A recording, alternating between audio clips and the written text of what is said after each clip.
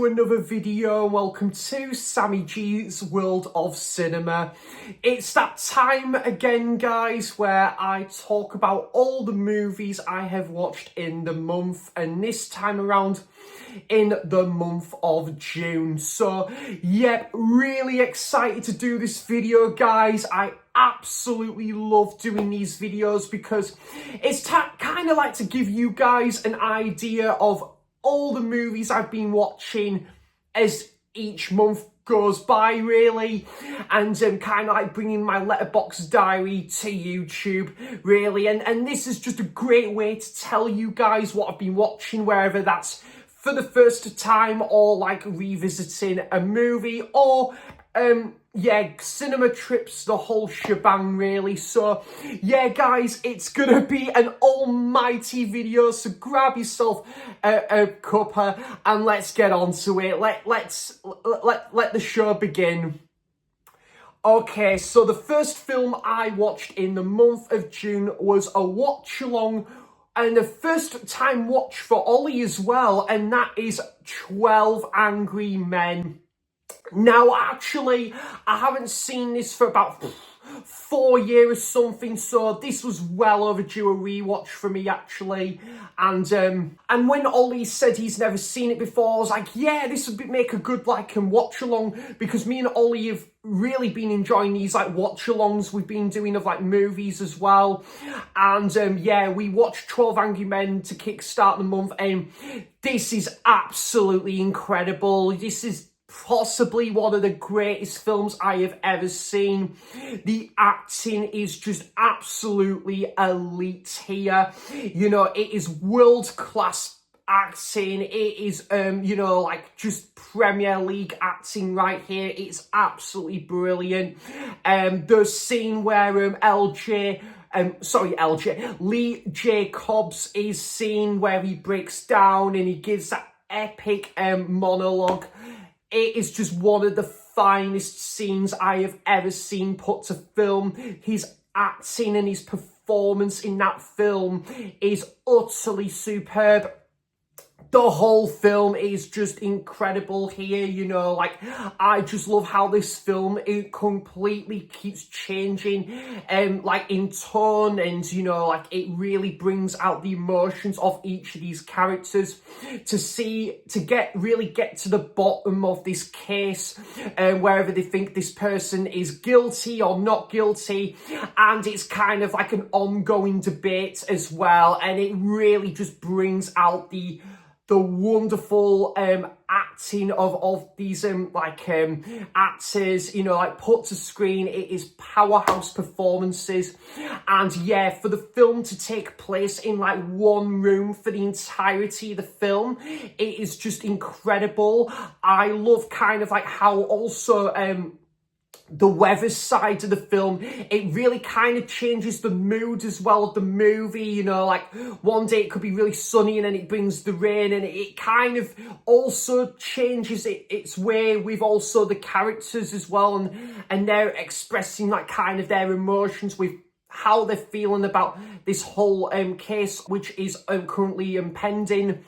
This is absolutely fantastic. I absolutely love and adore this film, 12 Angry Men. I'm going to give a 9.5 out of 10. Then I had a cinema trip to the View Cinema in Cramlington, kind of where I've been going quite a bit more recently, because View Cinema Cramlington's only about 15 minutes down the road from me. So yeah, if there's any movies that isn't showing at other cinemas I go to, and that is showing at the View Cinema in Cramlington, I kind of like to take up that opportunity, and it's quite close by as well, so it's kind of yeah, just about 15 minutes on the bus, and bada bing, bada boom, I'm there, really. But yeah, Karate Kid Legends was the film I watched to kind of my first cinema trip of the month, and I know Ollie has been singing this film's praises, and you know what, guys?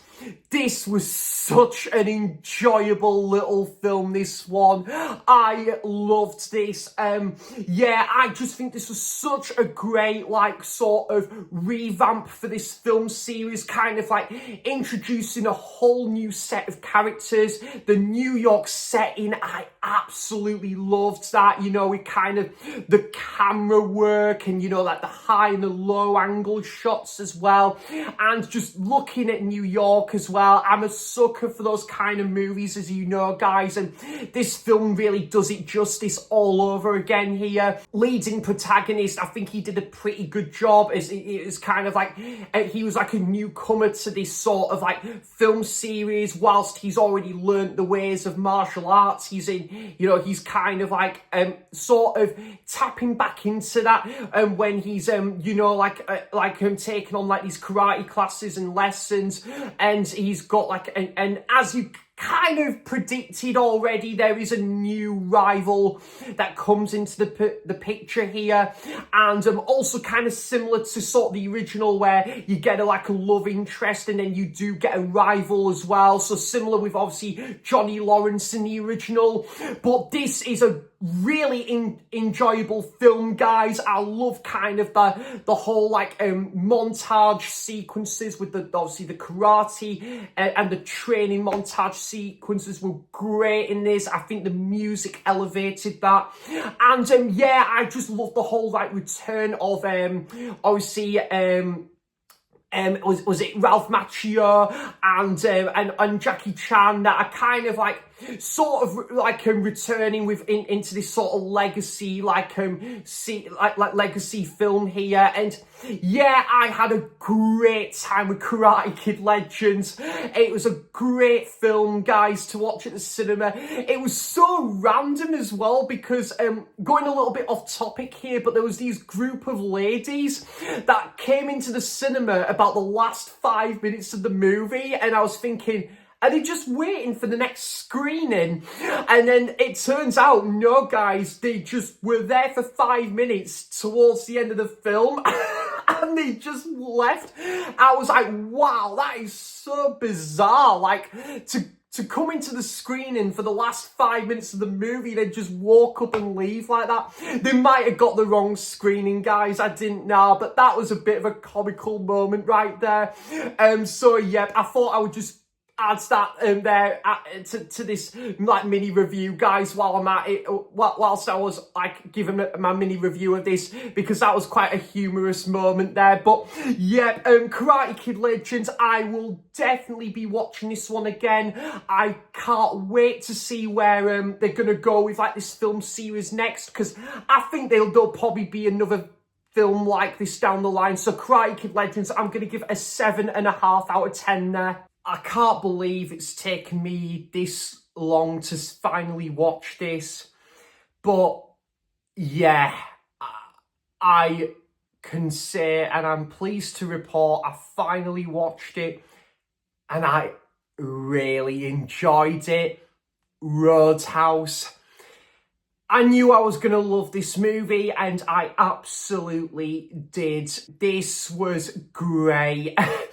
This was absolutely awesome. I can't believe it's taken me this long to watch this, but Roadhouse was a great time. You know, I love Patrick Swayze. I love Patrick Swayze as an actor, and he's just great in this as the main leading character, who's kind of front and center of I think it's the Double Douche, it's called, the Roadhouse, the bar, and seeing if there's any troublesome characters that are kind of invading their space and this bar, and he's kind of keeping in charge of it all. But at the same time as that, whilst he's, you know, taking on these new responsibilities of this new bar and this Roadhouse, he meets kind of this doctor, I think she's called Dr. Clay, and they start to have their own side story, but then he kind of has to now worry about the this new kind of this firm that is kind of invading his space, and I think it's someone called, I can't think of the villain's name, played by Ben Kazella, but he does a great job. He is a bit of a nasty bastard in this movie with some of the decision making. I did recognise this guy from actually who played Jackie Treehorn in The Big Lebowski. I thought, that's Jackie Treehorn, isn't it? And it was, yeah, Ben Kazella. He's a great villain in this film, and you know, like a couple of the people, his co-associates, they have a bit of a they kind of, you know, keep lurking around and giving like like obviously Patrick Swayze's character kind of the cold shoulder in this, and they start to rival off each other. But the setting of the roadhouse and the bar is great.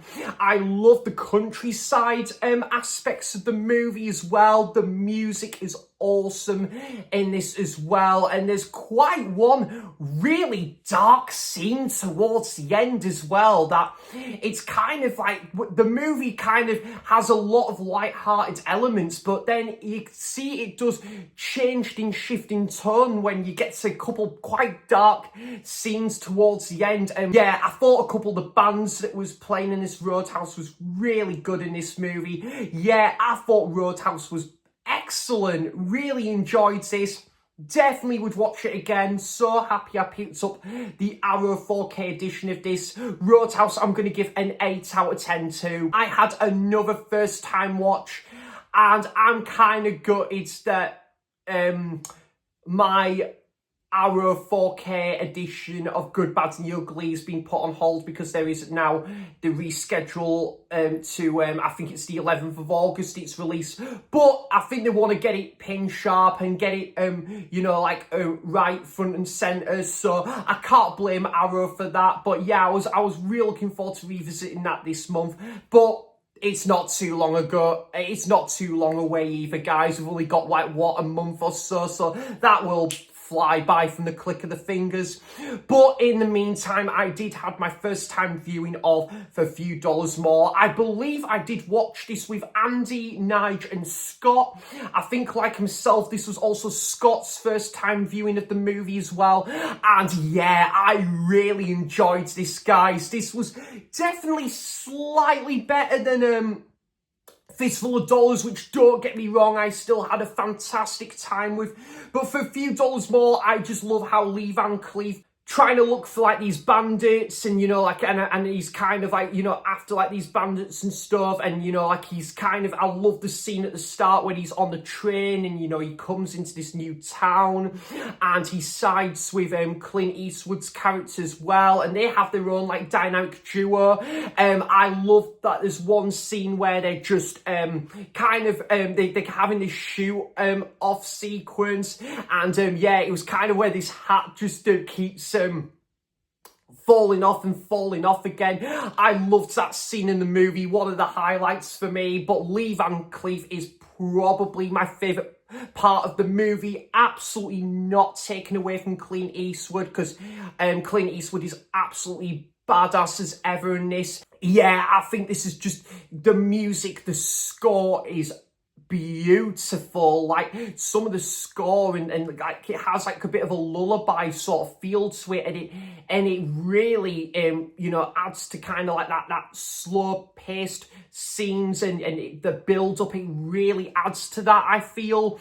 And yeah, the final act is awesome. You can see where that was going to go into The Good, Bad and the Ugly, which would just elevate everything about this movie. The Good, Bad and the Ugly, in my opinion, would just elevate that, and it would become one of the greatest films ever. But this film, nonetheless, is absolutely fantastic. The Western town setting is great.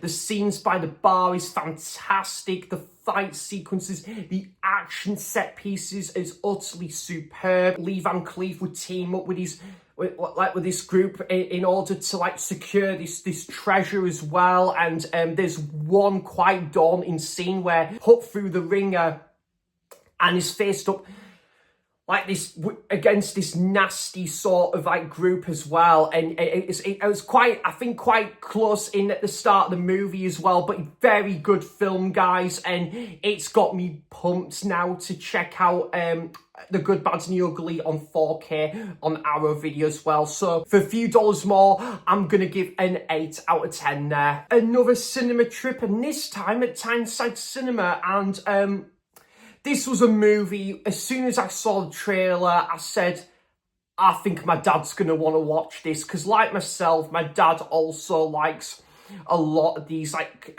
travel, journey-based movies. And me and my dad went to go and see this.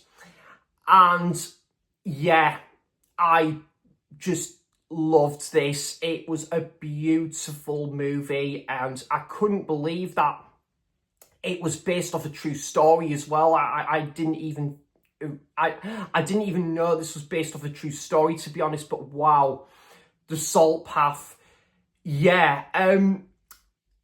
I love the likes of Into the Wilds, you know, movies like that, travel movies, and The Straight Story, you know, I love those sort of like travel movies, and yeah, I knew I was going to really like this, and yeah, I thought this was beautiful.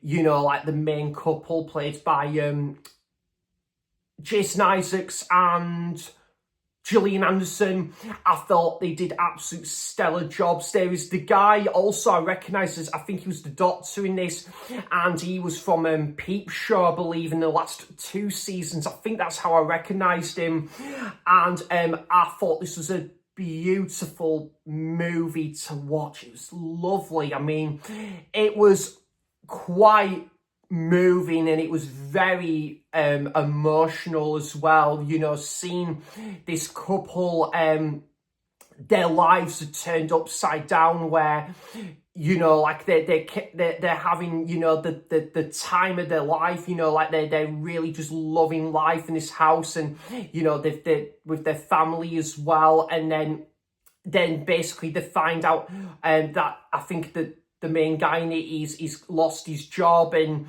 then they find out that they're kind of going further into decline, and then they're forced to leave their home because they can't afford to keep the home, and they lost their home, and they decide that to keep themselves on their 2 feet, they're going to go and travel around the coast, and seeing how they're really how they're dealing with this new sort of way of living.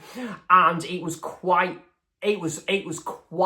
moving. It was pretty upsetting as well at times, you know, like, again, that knowing that someone as well is in this film is got like an illness, and how they're dealing with that illness whilst they're on this travel, and it's really just it's pretty damn upsetting to watch that and see it, but you're really just rooting for this couple as well to, you know, like, still keep on the 2 feet and still fight through this really difficult, you know, harsh situation they're in. And it's a brilliant movie. I thought it was great, and there was a couple light-hearted moments as well, and the ending was a great ending as well.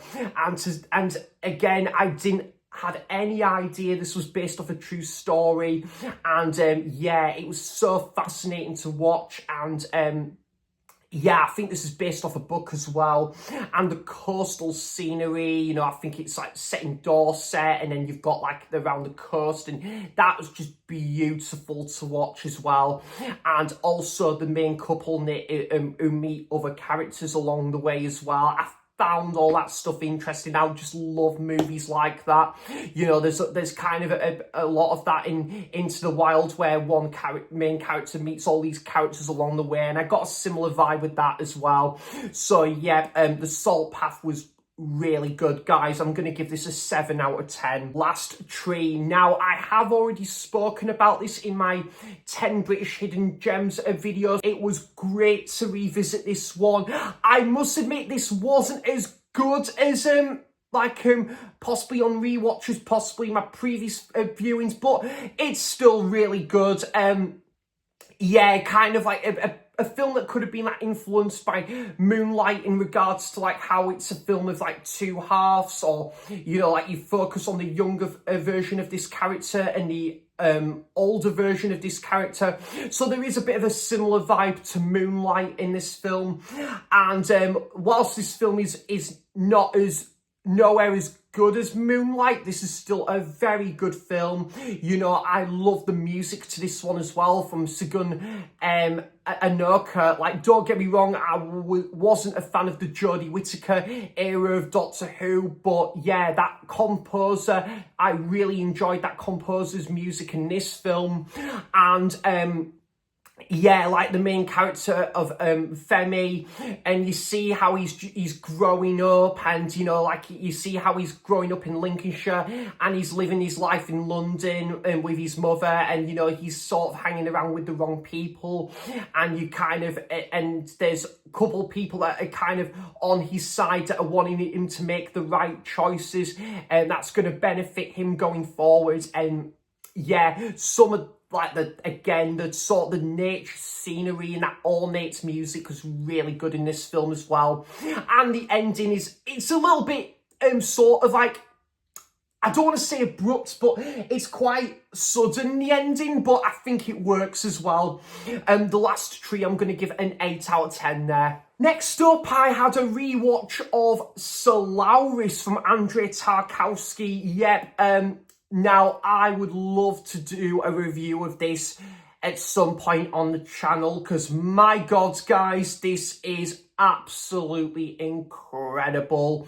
This is one of the greatest films I have ever watched, and I'm not exaggerating here, guys. It really is one of the greatest films of all time, in my opinion. And I am willing now to give the remake from Steven Soderbergh a go at some point down the line. I don't know when that will be, but hopefully not too long. But Solaris, from the filmmaking side of it, the cinematography side of it, the kind of like the slow burn and the space station setting, and all the imagery, all those Tarkowski tropes are just better than ever in this movie. It is just absolutely fantastic to watch. A film that is warranted with the runtime of 2 hours and 50 minutes. There isn't many characters on the space station, but I think kind of like a bit like 2001: A Space Odyssey, I think that really works, like it's not overcrowded with loads of characters on the space station or this mission, because it really gives this film room to breathe and you focus on one or two characters. And I think there is enough there to kind of carry its weight, where you're focusing on one character sort of like scientific experiments, or you're focusing on this, like Chris Kelvin in this movie, the main character. You're focusing on like sort of like his diary and how he's sort of coping with life in space, and his hallucinations with this lady in it, and sort of like he's sort of reminiscent of like a previous relationship he had. All of that stuff is really fascinating to watch. I just love the way the film is choreographed, with kind of the blends between, you've got this sort of blue tinge sort of filtered filtered sort of choreography, but then you've got the colour, and then you've got the like, obviously then it goes obviously to colour, and then it goes to like this sort of like these close-up shots of these like paintings on and these flashbacks, and all of it is just really well pieced together in this. And it really tells for an absolute wonderful seminal piece of cinema here, and this is the way to go when it comes to these like space operas. Like, don't get me wrong, I absolutely adore the original Star Wars trilogy, I adore 2001, of course I do, but this is also the next closest thing to it in regards of that, you know, that sort of that level of glory here. So yeah, Solaris, I'd love to do a dedicated review to this on the channel because it's absolutely deserving of it, and I love and adore every minute of this movie. Solaris, I'm gonna give a 10 out of 10. Fantastic film, man. Then on a Steven Soderbergh kick, I did continue. I don't think I watched as many Steven Soderbergh films this month, but there is a couple here, and I did check out, I think for the first time in full swing, I want to say, and that is Ocean's 11 from 2001 with George Clooney and a stacked ensemble cast here. And Ocean's 11, really enjoyed this one, guys. I didn't really give this film as much of like an attempt all those years ago. I think I was just a bit too young to kind of get the general consensus of this film. But on with like kind of fresh eyes and, you know, like 2025 glasses, broadening my horizon when it comes to film, I've grown a real appreciation for this film. I thought this was really good. And yeah, like Danny Ocean, the main character who would, you know, like sort of kind of form his own like unit in order to like rob this like casino on this bank heist, and you learn about the twists and turns and the avenues of where this film goes, and I loved it. I loved the casino setting of this. The you know, it has a real stylistic slick to it. The slick stylistic, it's brilliant. Like I think it's just, and I also, a bit like a film we're going to talk about in a minute, I would say as well, Don Cheadle, who plays a little bit of a different character in this. He's probably my favourite character of this movie, and there's one quite comical scene from what I remembered as well, where they're trying to be on the chase, and they're like, wow, quick, we're out of here, man. And yeah, he comes out and says some funny lines in this movie as well, and the whole side story between George Clooney and Julia Roberts as well.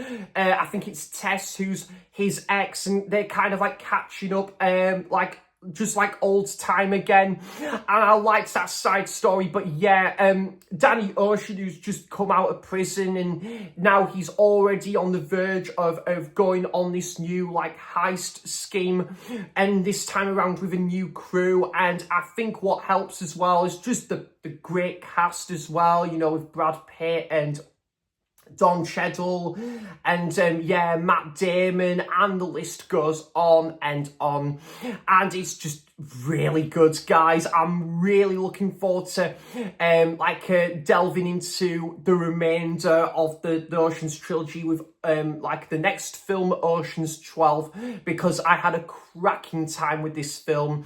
Ocean's 11, I'm going to give an 8 out of 10 there. I only watched The Wedding Crashers for the first time back in March now, and yeah, that's a great little film that I really enjoyed that. So I had to revisit like the internship, and yeah, really enjoyed this one again on rewatch, guys. You know, I love kind of like, again, the chemistry between Owen Wilson and Vince Vaughn. There's a lot of these comedic actors that just have great chemistry as, you know, like as their own pairing and that, and yeah, this is no exception here. This is just a great, fun, self-aware movie. It knows what it's doing, and it's really damn charming, you know. Obviously Billy and Nick, played by Owen Wilson and Vince Vaughn, who lose their job because their company went bust. So they did, I think it's the owner is John Goodman as well, who decides to close the company, and Billy and Nick lose their jobs. And they're doing a little bit of job searching, and they decide to take on this apprenticeship at Google, and taking on all these tasks that is kind of like going through these steps and these tasks to getting a permanent job with Google. And they team up with you know, sort of like a lot of like ambitious like candidates, and you know, like that have got all these ambitious ambitions, and kind of like these sort of like you know, like these big and bold ideas brought to the table that kind of benefits their like career, and want to kind of have a future career with Google. And they rival off with this like this group and this group, and in order to like get the golden high ticket in order to have a job at Google. And at the same time as this, Owen Wilson's character Nick, or his nickname is Nickelodeon in this, which I always find amusing. You know, like it's got a bit of a side story, like a love interest with the lady played by Rose Byrne in this movie as well. So there's a lot of great comical moments to this one, guys. I love the scene with obviously when they're doing like, I think their first ever like video call interview, and then 1 minute they're trying to close up in order to see if they can see them, or like speak loud so they can hear them. Also the scene with like Will Ferrell as well. It is just a really funny movie. I did watch the extended version of this as well, and there's a few other moments added in this as well, which I think just adds to the fun factor going for this movie. And there's just a lot of hearts and you know, great witty and comical moments attached to this one, and a really sweet ending as well, which I kind of would have been up for a sequel to this actually. I think this would have led on to a potential decent sequel, but as a standalone film, it still works on its own accord. The Internship, I'm going to give a 7 out of 10 to. It came onto Netflix. I wanted to see if I was going to really like this one first before thinking about buying it on Blu-ray, and I'm glad I did that now, because I didn't love this one, to be honest. This might be a bit of a controversial hot take opinion. Are you there, God? It's me, Margaret. I liked it, don't get us wrong. I thought it was a good, solid film, and you know, the acting was great. I thought there was a lot of great heart and soul to this movie, but I didn't love this one like a lot of people did. I felt this one kind of like a couple of other films that came out that year. I felt this also got a little bit overhyped for me, but I did enjoy it. You know, this like family that moved to, I think is it New Jersey from New York, and the grandmother, I think played by Kathy Bates, is still based in New York. The main girl would come and visit her, and then she'd spend time with her family, and then she meets a new group of friends at school. And it's about kind of growing up as well, and you know, like the kind of you know, going through different phases in their lives and stuff, and it's about kind of like that growing up aspects of the movie. And yeah, I did like this movie, guys, but I didn't love it either. Like, I felt there was a couple of times where I was a little bit bored as well. There wasn't really much happening, to be frankly honest. I mean, I did like I thought Benny Safdie was decent in the film as well, and Rachel McAdams was great in this movie. I liked her whole side story with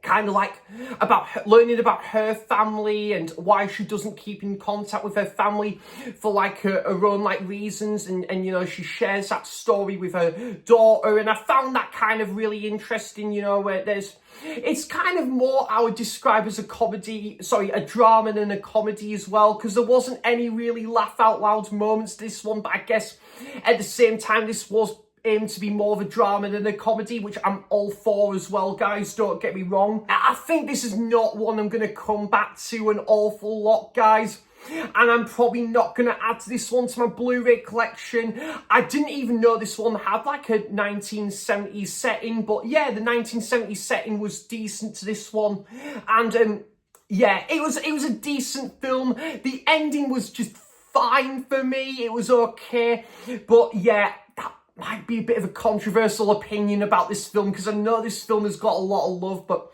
just whilst it wasn't that really great film, for me personally, I did still enjoy this one. There's other films kind of similar to this, like Lady Bird or The Edge of 17. Those films I kind of will go back to a lot more than this, to be honest. And films like Perks of Being a Wallflower, 500 Days of Summer, those kind of movies I've got a lot more time for. But this was still a good, solid film here. Are You There, God? It's Me, Margaret. I'm going to give a 7 out of 10 to. And the next one, guys, is another Steven Soderbergh film. I don't think there's loads more Steven Soderbergh films on this list, to be honest. I really need to get back onto my Steven Soderbergh kick I'm being on at the minute, and really enjoying the films that I've seen from him. But I heard great things about this one. Pete's Playtendo guy and Ollie and Warren at Goose's Movies spoke really highly of this film, and I really enjoyed this film. My God, this was great. I loved this one. And that is Out of Sight with George Clooney and Jennifer Lopez. Wow, yeah. This was awesome. I really enjoyed this one. I just love the whole kind of the action sort of spy movie this was played out to be, and I just love kind of like the on and off sort of like, you know, like the association, the equated, and then then kind of the relationship between George Clooney and Jennifer Lopez. George Clooney, you know, like obviously you see at the start where he's kind of you know, like attempts to kind of rob this bank, and he's found out. He spends time in prison, and then he breaks out of prison, and then he goes on this heist as well. So similar vibe to Danny Ocean's character, and then obviously Jennifer Lopez is keeping an eye on him, as she's kind of as like this this marshal, this police officer. And yeah, I really enjoyed this movie, guys. Great wintry setting to this one. And again, I did really like the side story with Don Cheadle, and Don Cheadle's and his characters. They've got their own like schemes going on. I think there's one scheme where they're kind of involved in this sort of like this boxing club, and they're going on like a bit of an investment, something like that. Back and forth, sort of like chemistry. 1 minute Jennifer Lopez and George Clooney, they're on board, and then the next minute they're kind of rivaling off each other. I kind of found that interesting. Yeah, and I quite enjoyed this movie, and you know, like kind of a bit of a reflection about like kind of their own past and where they are now at present tense. And yeah, this was a very good action flick. Again, guys, solid ending as well to this one. And yeah, I really want to check out more films like this to come. And yeah, George Clooney and Jennifer Lopez and Don Cheadle were the best part of the movie for me. And I had a very good, cracking time with this movie, and happily would watch it again. Out of Sight, I'm going to give an 8 out of 10 there. The X with Zach Braff, Jason Bateman, Amy Adams as well. And yeah, I had a surprisingly pretty good time with this one.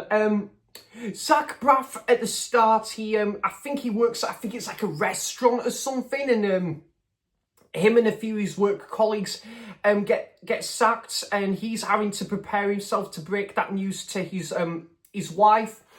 And his wife has just gone into labour. They've just had a child, and yeah, he's just broken the news that he's basically out of a job, and then they basically move into this new neighbourhood, and they are reacquainted with it's the lass in it, the main lass, her father, and I can't think of I thought, what was the actor's name again?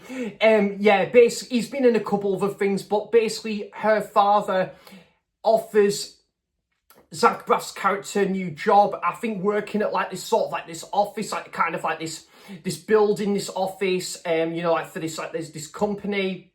And basically, out of the blue, Zach Braff learns that one of his like colleagues, played by Jason Bateman, used to date and had a previous relationship with Zach Braff's character's wife, and then that kind of stirs up the pot for a bit of a bittersweet rivalry there. And Jason Bateman, yeah, his character, he's kind of a bit of a dick in this movie at times, you know, really just, he's sly and he's really rude, and he's given Zach Braff the cold shoulder in this movie. And then when you learn about there's like this twist that happens towards the end of the movie, and then it goes further into that to why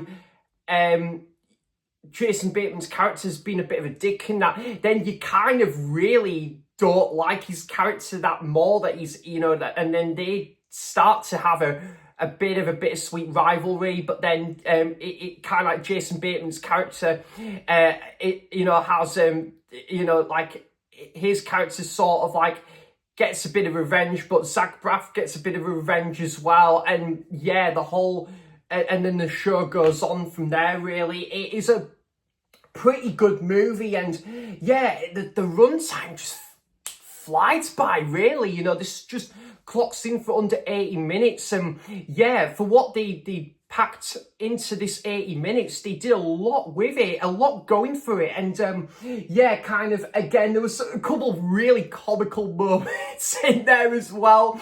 Oh, there was some scenes I remember that cracked me up from this movie as well. Yeah, I really enjoyed it. And yeah, it kind of did remind me a little bit of the film Anger Management with Jack Nicholson and Adam Sandler, where Jack Nicholson's really trying Adam Sandler's character's patience. He's really trying his patience, and it's a similar bulk to here as well. But yeah, just a fun, daft, good fun movie, guys, and I really enjoyed it. Yeah, the film The Ex, I'm gonna give a 7 out of 10. My Best Friend's Wedding, I don't remember too much about this, to be honest. I found this a little bit forgettable, to be honest.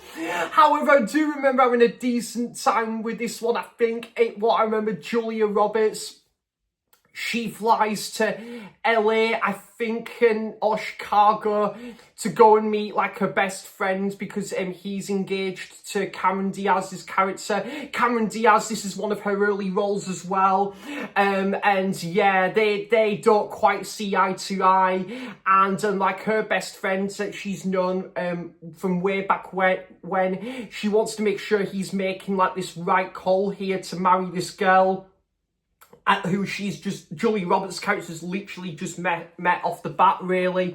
And yeah, it wasn't really a laugh out loud movie, guys. I didn't find this film particularly funny, I don't think, but it was still a decent watch. And yeah, I thought Julia Roberts did a great job in this movie. Pretty foxy lass in this movie. She was pretty bonny as well. And Cameron Diaz, I didn't care for her character too much, to be honest. I thought she was much better in something like The Mask, or There's Something About Mary. I found her character a lot more memorable in those movies. But yeah, her character was a little bit plain Jane in this movie. She didn't really do much. And yeah, and don't get me wrong, there was some enjoyable moments to this one. I remember there's one moment by this park, and I think there's like this, it's like a carousel or something, and there's one scene where she's kind of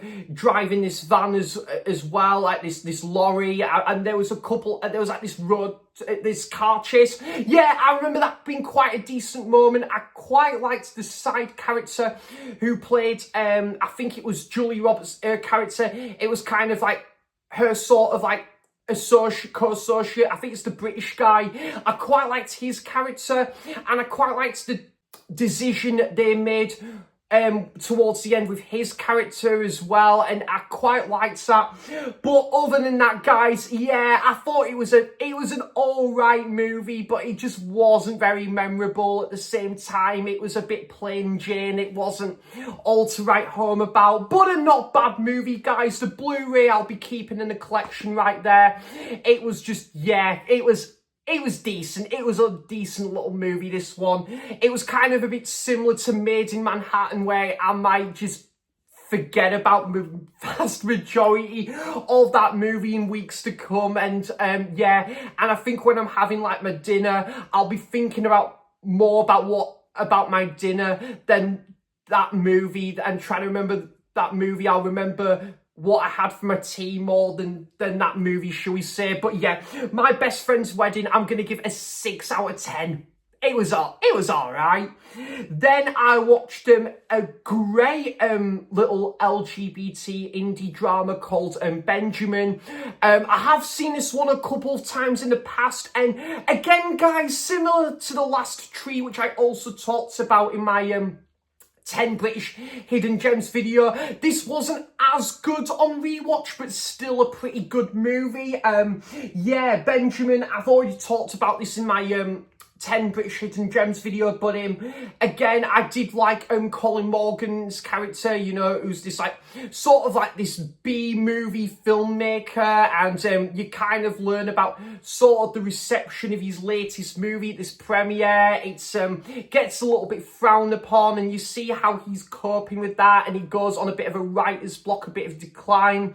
And then also you learn about his relationship with this French guy in it as well. They have their chemistry. I think he's like a musician, and that Benjamin is a filmmaker, and Benjamin's like close friend. He's suffering with depression as well, and it's quite hard going there. But Benjamin's like close friend is flirting with this lady in there who I think's like who I think works in the film industry as well. But it's a pretty good movie, this one, guys. Again, I think the ending could have expanded a bit more to kind of like where it was going to go from there, but it was decent. It's a good movie, this one, Benjamin. I'm going to give a 7 out of 10 there. Next up, and talk about disappointment, man. Clown in a Cornfield.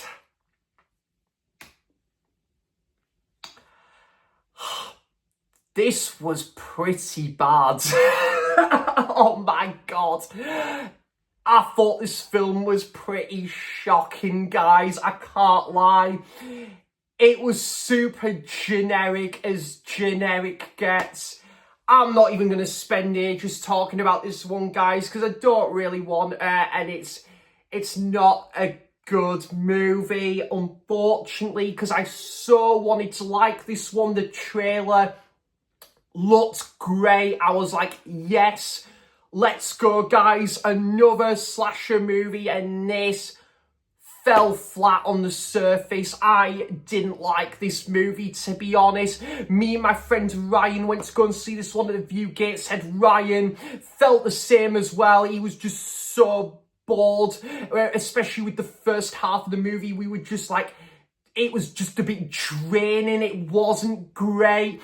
A lot of the characters were just so bland to watch, and their decision making was pretty damn pathetic as well. Like, would they really make these decisions, and would they make these calls? And it's like, why? It was just so baffling. And I just really didn't like the main sheriff in there. His character was a little bit of a drip. I will say I didn't mind the side character, who I think is kind of, he's on like patrol, and you know, like he's kind of you know, like on patrol work. His character was fine. I didn't mind him, and I thought it was a decent start with the main like young girl in it, with her father moving to this new house where there's no internet connection, settling into this new town, and this girl meets a new group of friends. They get up to mischief, so it's sounding a bit familiar to these other kind of movies, and I like those kind of movies, but this was just boring. It was so boring. Like, I also hated what they did with like the main slasher villain as well, of was it Fredo, and the way they went with his character. And oh my god, then guys, and then that reveal towards the end was pants as well. It was a bit of a stinker where they went with that twist. So yeah, Clown in a Cornfield. There was some good kills in there, though, I will say. There was a couple of good kills in there.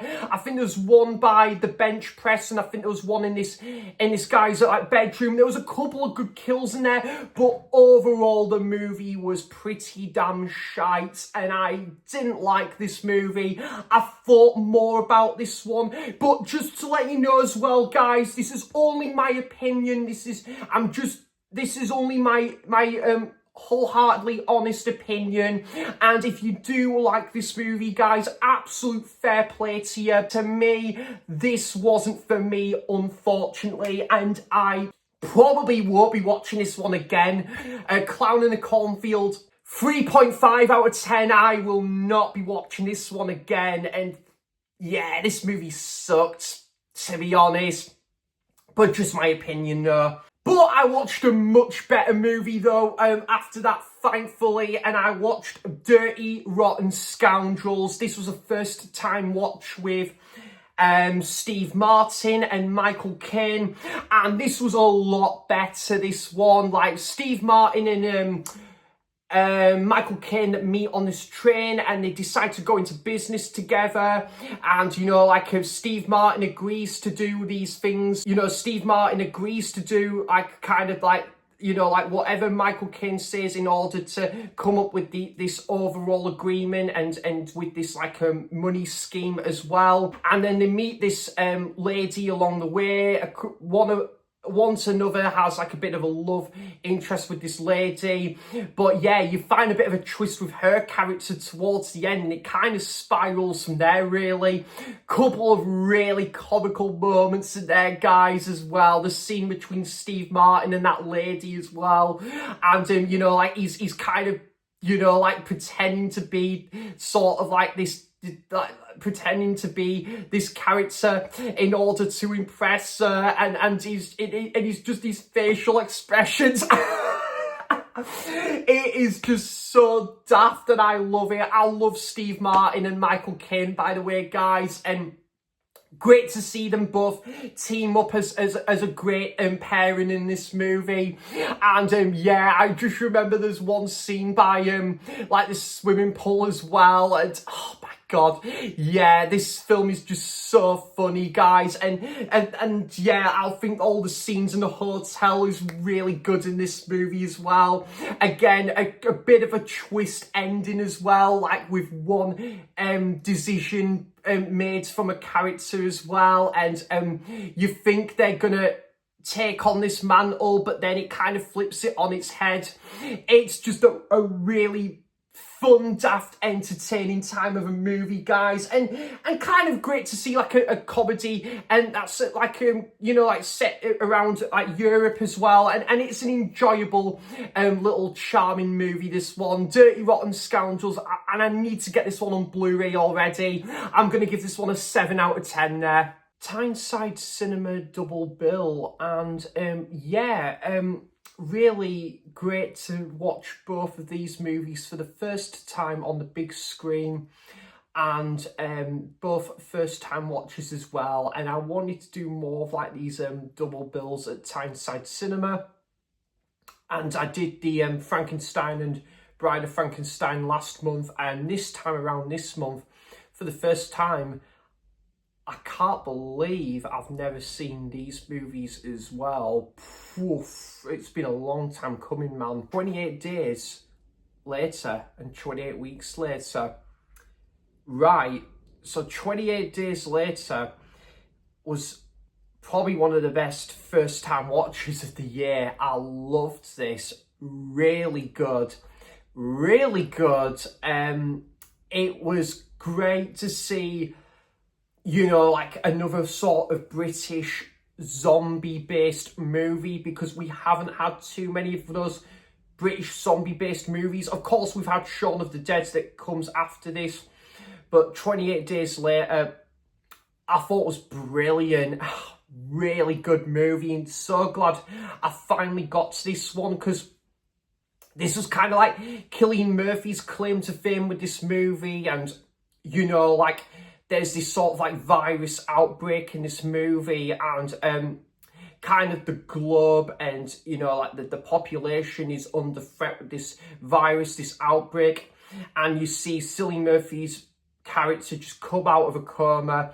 He wakes up into this sort of this world where he is just like, you know, like really just, he is just trying to take it all in with what he's seen. Like, the, you know, like London, the city of London is just you know, like a quiet like sun, and the environment is just it's really just like there's no one in sight. He is trying to deal with all of that, and he's finding it all overwhelming, overbearing. Then he meets a new group of characters.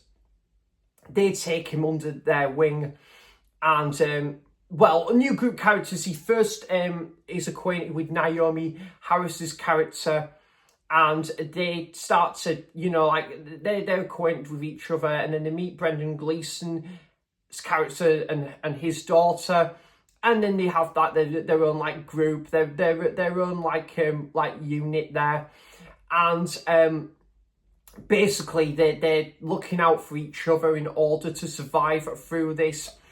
And then yeah, they kind of like they're looking for food and water and drink, and, you know, like anything in order to keep themselves like you know, like you know, like functioning, and like you know, like hydrated as well, and, you know, like to keep on their own 2 feet really. And they all obviously go from the city, being in that kind of based in central London, to the countryside, which I felt was a great, interesting direction to this. Yeah, when they see kind of like life at the countryside whilst this virus is outbreak, it sort of brings a bit of a peaceful sort of like life to them. And they then, you know, like one character makes a departure. Then they are acquainted with this army that are, you know, like in command, they're in charge. So you think of a similar sort of vibe to The Walking Dead, and you're not far off really. And they're learning to deal with that sort of army, you know, that's taken them, you know, to, like under their own guards really. And there's one like kind of zombie that is kept as their own experiment, so something of the similar vein to Bub in Day of the Dead. I think this film could have took a bit of inspiration from that. And yeah, it basically they're kept down, and they kind of like trying to, you know, they've got shelter in order to survive, but then they find again these zombies just keep coming back and forth. They're lurking around again. This is a similar sort of vibe to, they've got shelter, but this is a similar vibe to Night of the Living Dead almost. And yeah, great ending as well. So 28 Days Later, I'm going to give an 8 out of 10. I had a great time watching this at the cinema. And sort of the black sheep of the 28 film series, we do have 28 Weeks Later. I didn't hate this movie, I must admit. I didn't mind this movie, guys, and it was all right. It's definitely my least favourite of the 28th film series, so a little bit of a spoiler there to kind of to what I think of the latest movie. We will get to that. 28 weeks later was fine, it was okay, it was a little bit of a watered down in quality, you know, in comparison to the first movie, and you know, it was, I felt, you know, like it was just not, don't get me wrong, it's got a better look about it than 28 Days Later, but I think 28 Days Later told for a better story and kind of like, you know, like kind of a first installment into that universe. But 28 Weeks Later, it's got its flaws and it's not perfect, but it's entertaining enough. I mean, Robert Carlyle, kind of where they went with his character midway through the film, I just felt that was a real missed opportunity, man. You know, I think they should have preserved with what his character was going for in the first half of the movie. You know, his two kids in the movie as well, like the dad and his two kids, and the two kids, like kind of, you learn from their perspective, but it's just not as interesting as what you were learning from like Robert Carlyle in the first half of the film, just in my opinion. But yeah, I felt there was just too many dark scenes in this movie. The editing was a little bit shoddy. And that ending, what the fuck was that all about?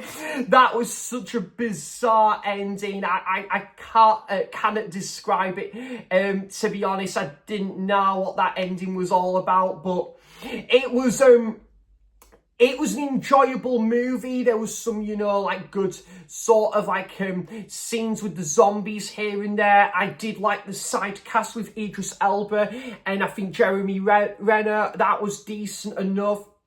And, you know, kind of, and obviously I kind of like sort of again, still the London setting, and you've got, you know, I think they had like a bigger budget with this one, and it looks a bit better than 28 Days Later, but 28 Days Later is, for me, in my opinion, the far superior out of the double bill here. But 28 Weeks Later, again, there was just a couple of off decisions in there. Like, again, would that character really do that in this?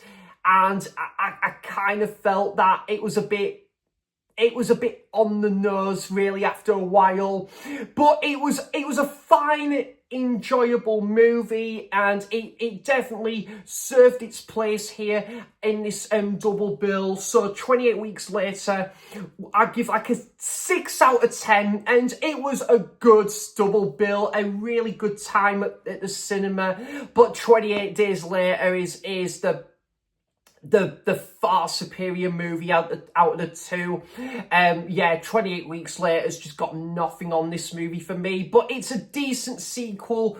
But 28 Days Later, I'm just going to have a lot more rewatchability with this one. But a great double bill, and the new one is coming, guys. We're going to get to the new one later in the video. A film that Peter Pedro's movie Cavern kindly sent to me on Blu-ray. And yeah, like that was the film. And again, a film I really did enjoy, actually. A lot more than I thought I would, because I think this film does get a little bit of a mixed reception, and I enjoyed it.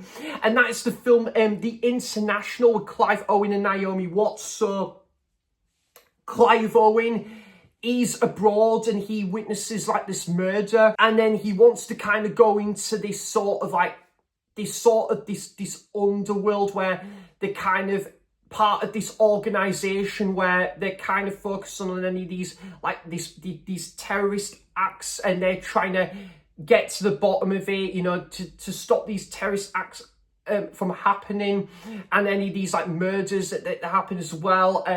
This murder that happens at the start of the movie as well, because that guy who's in relationship to like this, I think this like this family who Jodie Foster's keeping in contact with, she's trying to learn more about like I think this lady, like, yeah, that's it. This lady, her husband who got sadly killed off earlier in the movie.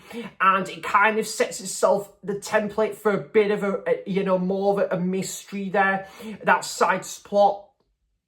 She's trying to get to the bottom of that.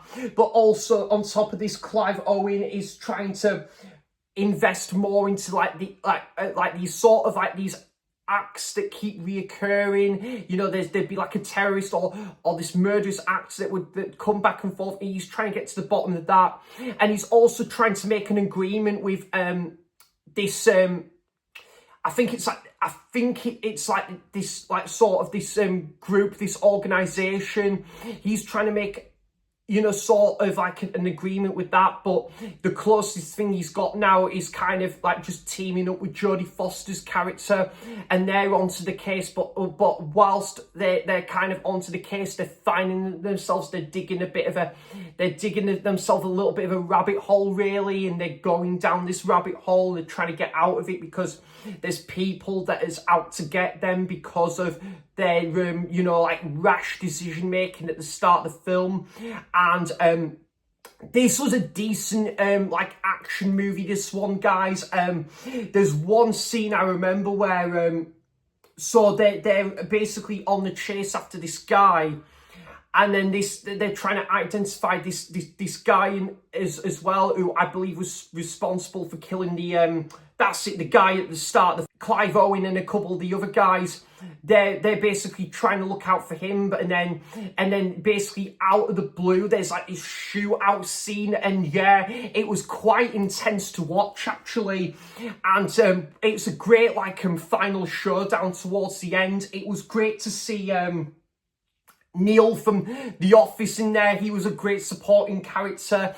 And yeah, like again, I kind of like how this film was set in a couple like different locations and how it would to try and piece together. So a very solid film, that one. The International, I'm going to give it a 6.5 out of 10 there. The next couple of films I'm probably not going to spend too long talking about because I have reviewed them on the channel, so I won't be talking about these films for too long, but I thought I would still include them because it is still classed as movies. I have watched this in this kind of the month of June. But yeah, next couple of films are Wes Anderson films, and I have reviewed them on the channel, guys, so I will put the link to those reviews for those. And I had a Tyneside cinema trip to see The Royal Tenenbaums with Simon. I went to go and see this with Simon for his birthday, and this is absolutely fantastic. It is a beautiful, wholesome, family orientated drama, a comedy drama, should I say. And yeah, this has just got a lot of great heart to it. It is an absolutely wonderful movie from the get-go. You know, it is like fine art watching this movie, you know, like the looking around each room in this big house, and you know, like learning the backstory of this dysfunctional family, and learning about Gene Hackman's character Royal that's come back into this family lives after all the years. And you know, they're kind of closer together than they were, and when they kind of became distant.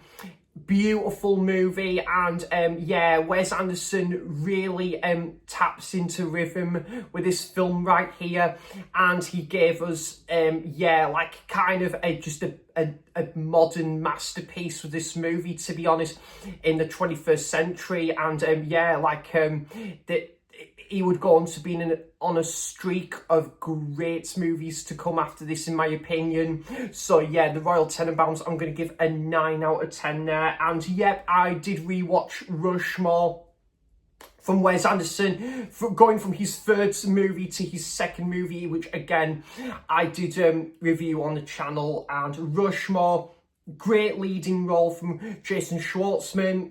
Love Bill Murray's character in this as well. Olivia Williams is fantastic. And again, I'll just love that this isn't one of those movies, examples of movies that is set across 4 seasons. And Wes Anderson does a great job with that. And the soundtrack, like Royal Tenenbaums, should I say, the soundtrack is great. I kind of like how it's got a bit of an autumnal feel to it as well. And yeah, great leading character of oh, I forget the leading characters' names now. Max Fisher, he's a great leading character to this, and you know he's he's got a bit of a versatility to his character, and it just works wonders for this movie. So Rushmore, I'm going to give an 8 out of 10 there, and I absolutely adore this film, and this is a film I watched for the first time in absolute years. Just a underrated and yet brilliant movie that is so original with its concept. You've got like a blend between The Truman Show and Magnolia. Put both of those movies into the blender, and this film, you're kind of not far off, really. Just imagine those two movies together, and this is kind of what you get here with this movie. And it's kind of urged me to do a video about comedic actors that would go on to being in dramatic roles as well. And that is Stranger Than Fiction with Will Ferrell here. Yeah, I think Will Ferrell easily gives one of his best performances in this movie.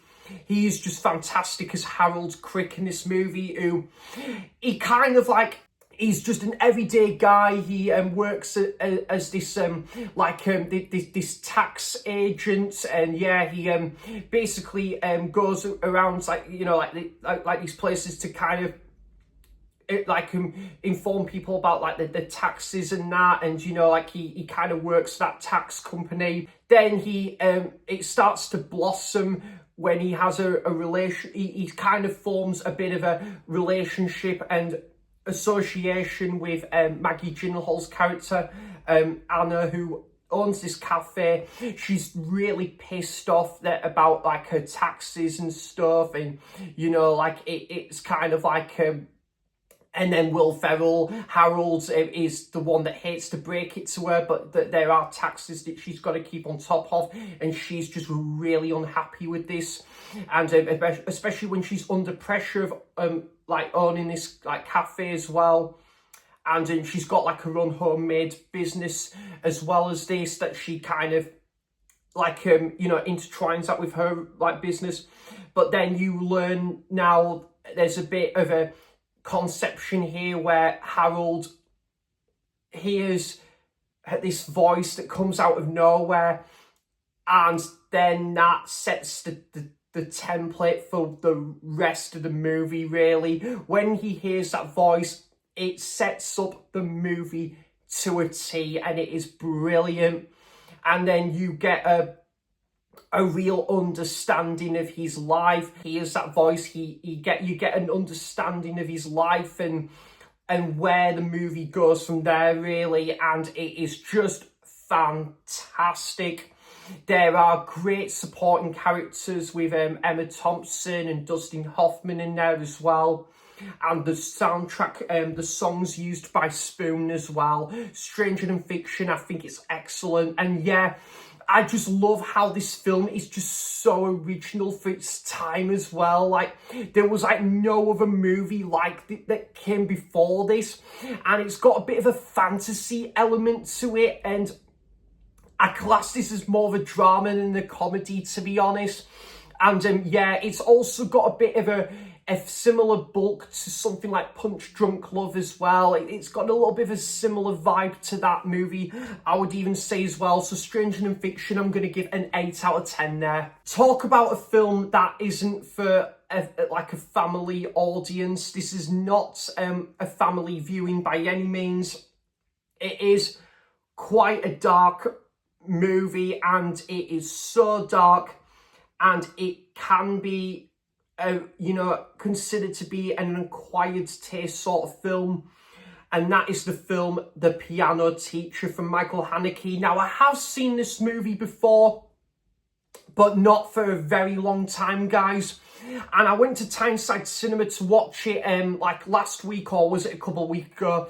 I didn't know, but The Piano Teacher is excellent. This is a great movie, this one. You know, this piano teacher that's kind of like, she teaches obviously piano, you know, like to like her class.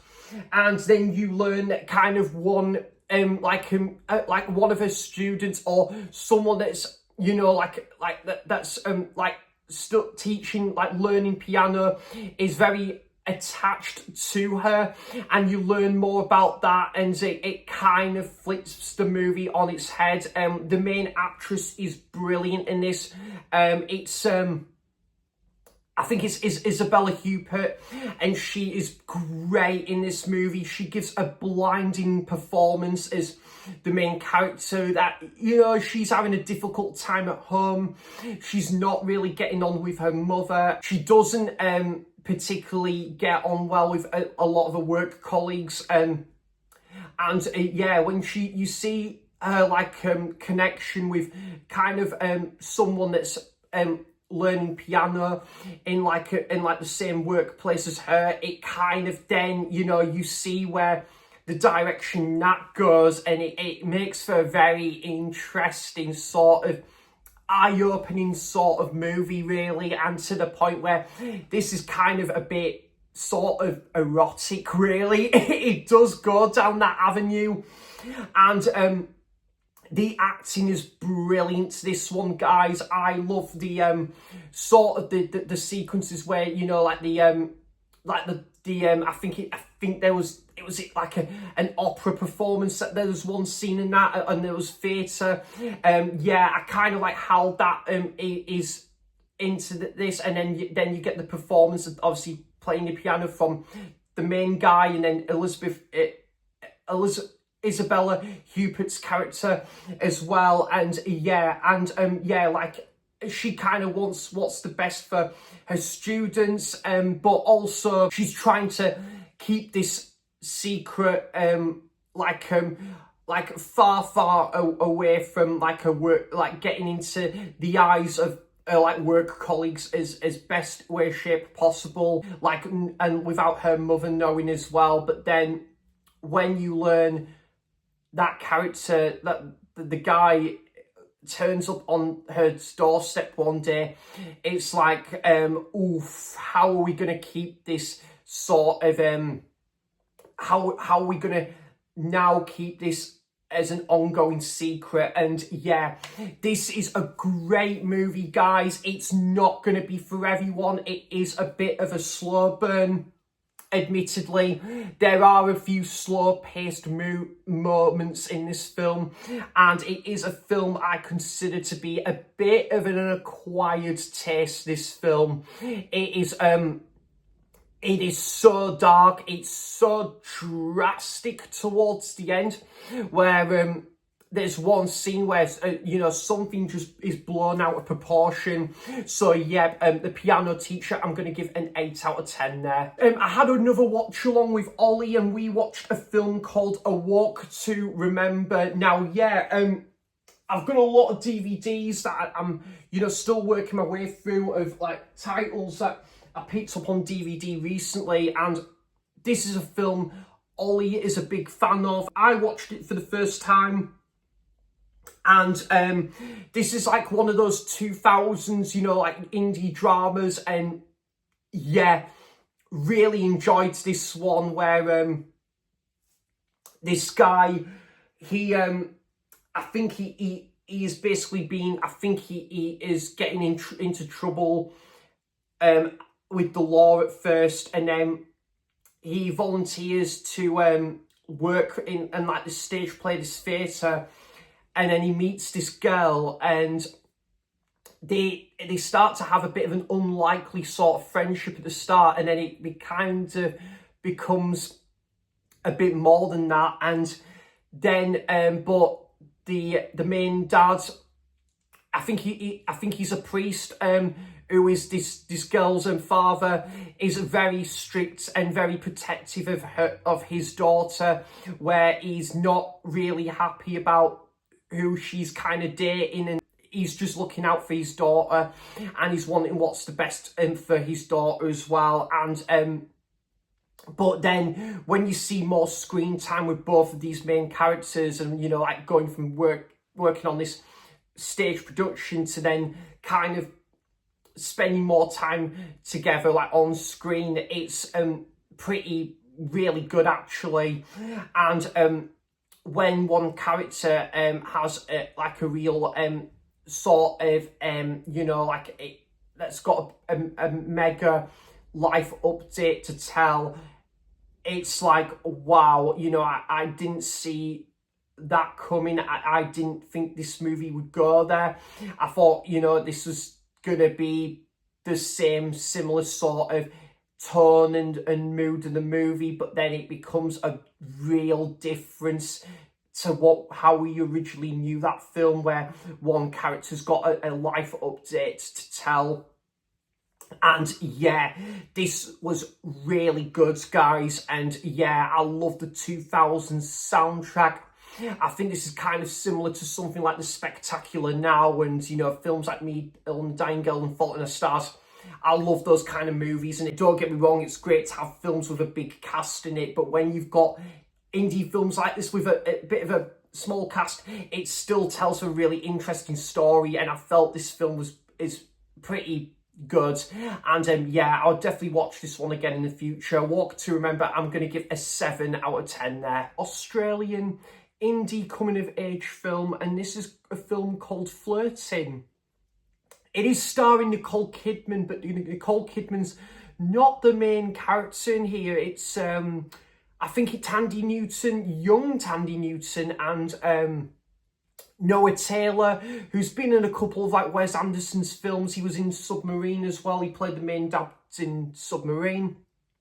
And yeah, this was decent actually. This was okay. I think this was a one-time watch for me. There's the lads' boarding school and there's the girls' boarding school. And basically there's this guy, I think played by Noah Taylor, and he starts to build a bit of a fondness for, I think it's Tandy Newton's character.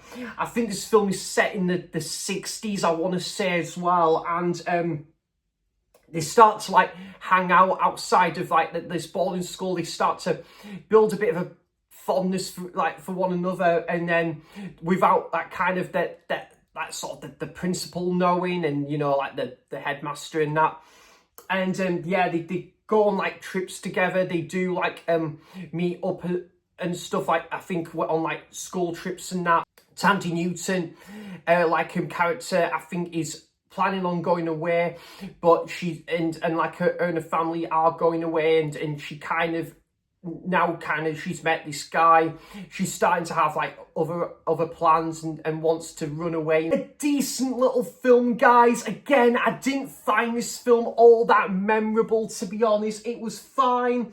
It was okay. There was times where I was a little bit bored as well, to be honest. It wasn't really interesting, but yeah, it was something a bit different. I kind of like the scenes where Noah Taylor's kind of having all these his character's having all these he's having all these fantasies. I think at one point where I think when he's reading like a newspaper and a comic, and he's starting to have it, he's kind of explored into that world, and yeah, and it's quite interesting. And Nicole Kidman, sorry, excuse me, her character wasn't all that interesting. You know, she was fine, but she didn't really do much either in this movie.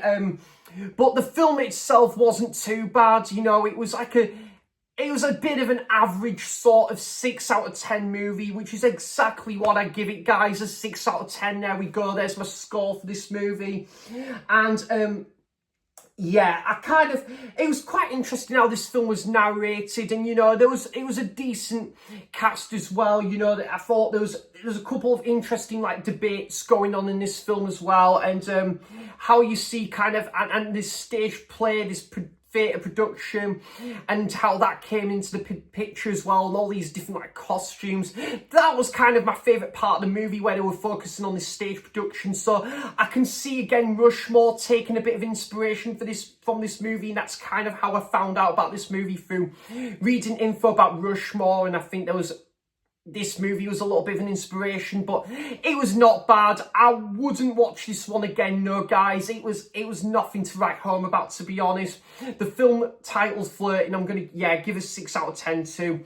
I did, however, watch a much better movie though. After that, I watched a film called Waitress with Kerry Russell, which I did talk about in my latest haul video. Now, yeah, I had a great time with this one.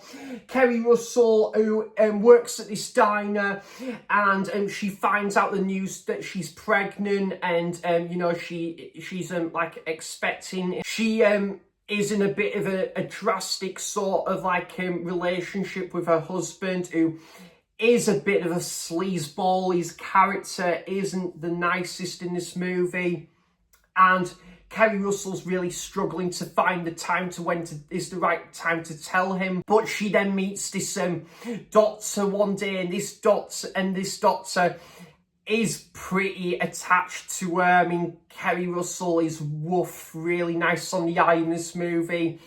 And yeah, this is kind of a bit more of a serious comedy / drama, this one. So similar sort of vein to a film called The Good Girl with Jennifer Aniston. And yeah, I found the whole like kind of the film of two halves, where she's spending time with the doctor and she's working at the diner, and then you've got this sort of this unsatisfying sort of marriage that she is having the misfortune of still struggling with, and shy away from that. She's also finding the time to tell like her work like colleagues and her boss as well. And yeah, this was a very good movie though, guys. Again, I love the opening scene with the close-up shots of the cake making and the pie making. Sort of like the camera techniques were really good with this movie, and also a very solid ending as well. So the film Waitress, I'm going to give a 7.5 out of 10 there. Then I went back into Jim Carrey mode. Yep, I went back on a bit of a Jim Carrey kick again, and I've been having a great time with some of Jim Carrey's movies this year as well. I've been watching a few of Jim Carrey's movies, either for the first time or revisits, and really enjoying that this year as well. A first time watch was The Cable Guy, which I did pick up on DVD this month. I settled for the DVD because the Blu-ray, very hard to come by, but that's not the point, guys. As much as it's been great to get the Blu-ray, it is the movie that matters, and it was great to pick up this movie nonetheless on DVD. And this was a great directorial film for Ben Stiller in the director's chair.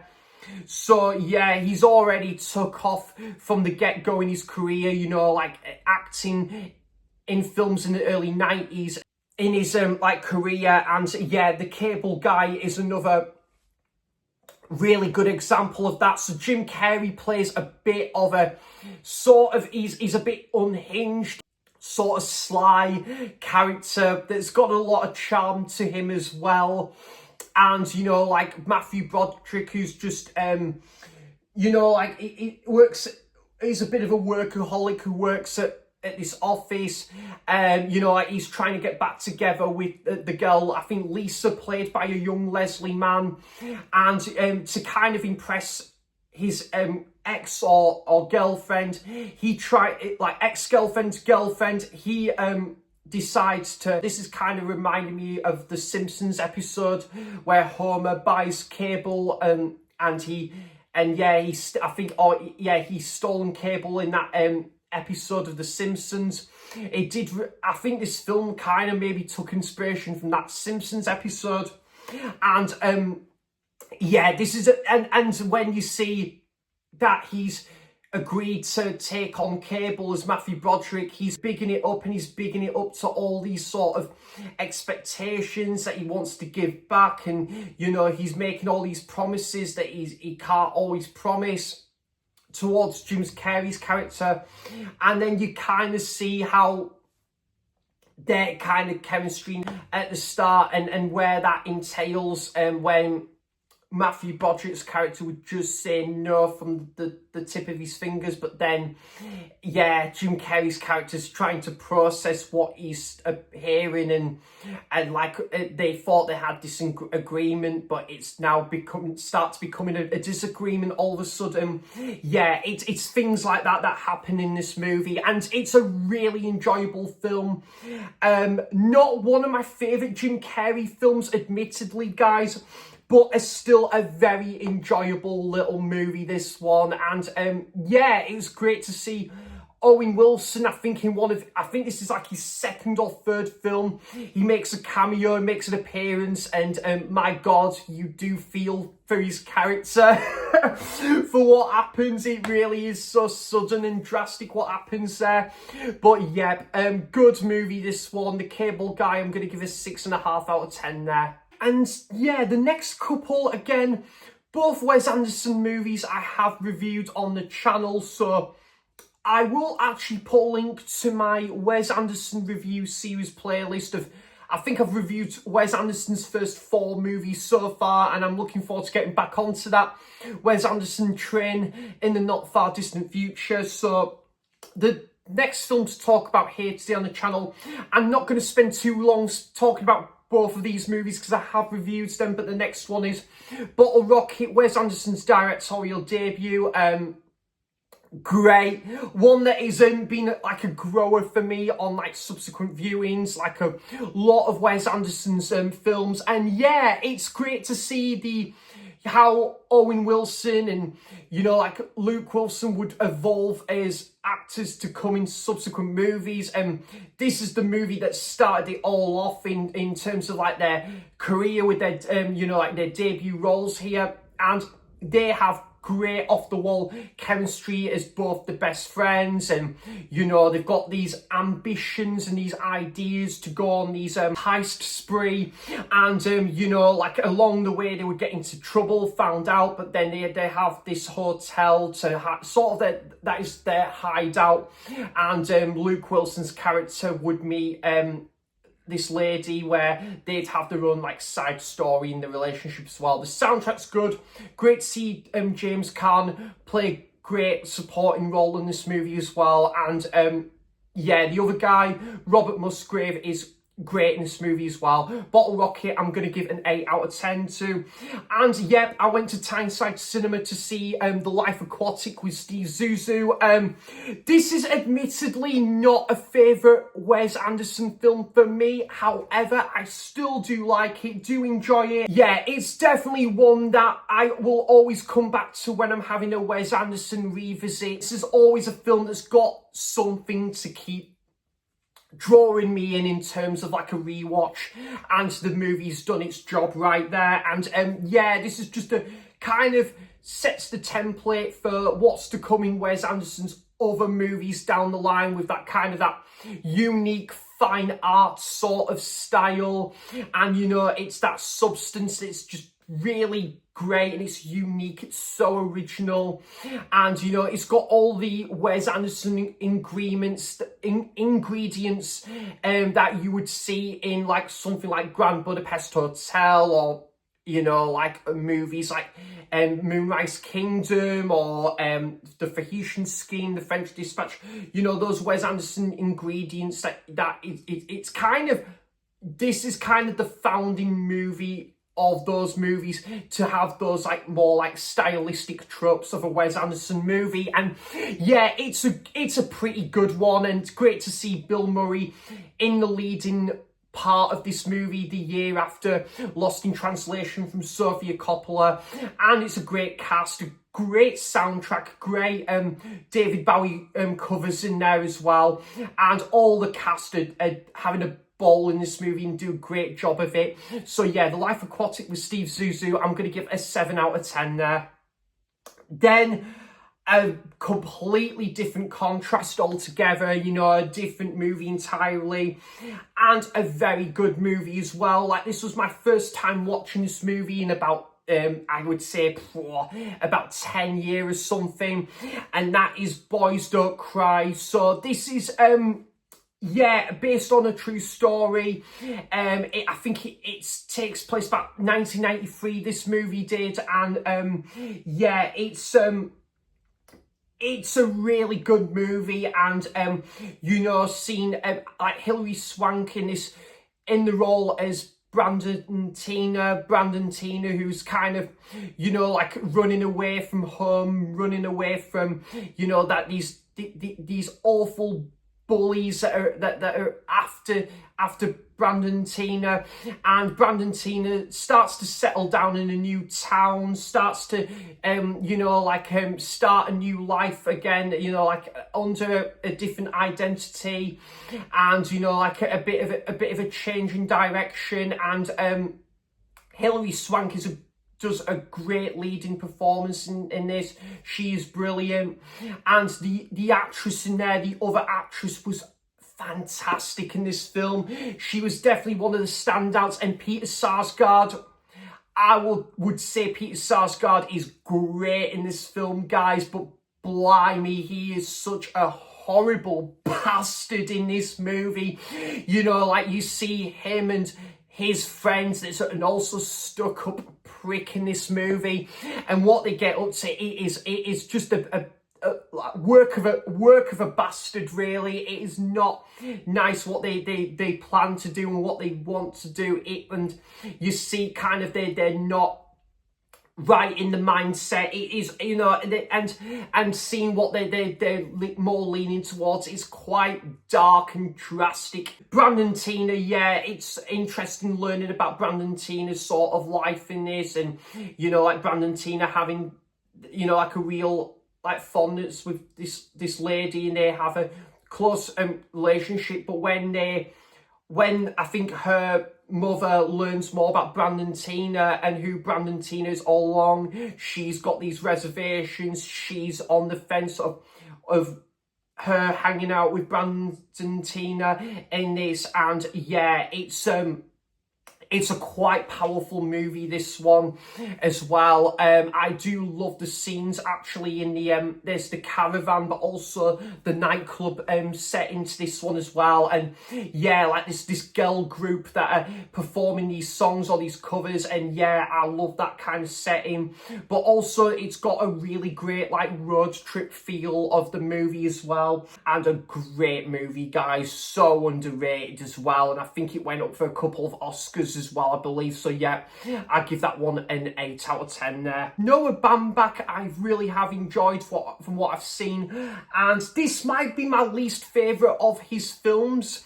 However, or was it that? No, there was another one that I didn't, actually there's one I didn't really care for, sorry, but this one, no, I did really enjoy, actually. Sorry, there's another film I've just remembered, was it called Miss America? That film I didn't really get on with, unfortunately, but this film I quite enjoyed. Greenberg with Ben Stiller and Greta Gerwig. So yeah, I did try and watch this all them years ago, but it didn't do much for me. But I watched it in its entirety this time around, and I had a much better time with this film. Yeah, this was pretty decent. You know, Ben Stiller again playing a dramatic role here. Yeah, he does a good job at it. You know, he's kind of learning to cope with the fact that he's playing Robert Greenberg, and he's just come back from like New York to LA. He's kind of on that road to recovery, and he's dealing with the fact that his brother is in Vietnam, and he's looking after his home in LA. And then he starts to build a relationship with Greta Gerwig's character, and yeah, Greta Gerwig's just come out of like a harsh relationship, and then yeah, she starts to hang out more with Ben Stiller's character. Ben Stiller's getting good advice from Spike from Notting Hill, Rhys Evans, that's who I was meant to say there. So yeah, pretty good film, this one, guys. Not a rewatchable movie, this one, but it's decent. I can't quite make out what I made to the ending, to be honest, but it's a decent one, this one. And yeah, I do love and have a lot of time for these like indie dramas as well. So that is Greenberg, and I give it a 6.5 out of 10 there. Now I watched this on DVD, and yeah, it was one I picked up, kind of went into it completely blind, and it was a film with Josh Hartnett, and I paid pennies for this film on DVD. It was like, do you know what? I'm going to take a chance on this film. And I quite liked this film, actually. Yeah, it's a bit of a hidden gem, actually, with Josh Hartnett. There's Rose Byrne in this film as well. And that's a film called Wicker Park. So, Josh Hartnett, his character is engaged to be married. He's kind of ended a relationship with this girl. This girl kind of just left him and disappeared. She's just come back in New York after like 2 years. I think she went away and then she's come back, and then that's it. And then she kind of she's trying to find Josh Hartnett's character, but then there's one other character knows she's back. And yeah, and then she's kind of kept it as a bit of a secret from Josh Hartnett's character. And you see how that's going to play throughout into the film. He just, there's one moment where he would just be at this video store, or like he'd be at the airport and she's just right there, right behind him. But it's kind of a blink and miss it moment for him. And it's basically that throughout the movie until they finally try and come to an arrangement to meet one another. And that's a decent movie. I was trying to find what was the flashback sequences and what was the present day, because I was trying to work that out for, you know, like there was times in the movie was like, is this present day, or is this present day here, or is this in the past? Is this a flashback here?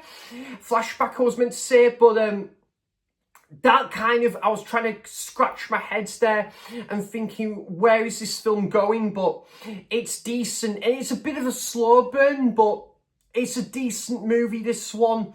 Yeah, and you know, like, it's got a bit of a 2000s feel about it, but no bad thing, of course. And yeah, I kind of like the stuff that happens with I think it's Dewey from the Scream movies. He's in this film as well, and he plays like kind of Josh Hartnett's character's like close friend who he hasn't seen for a while. So yeah, that's the film Wicker Park, which has got a good like wintry setting to this one, and I give that a 6.5 out of 10 there.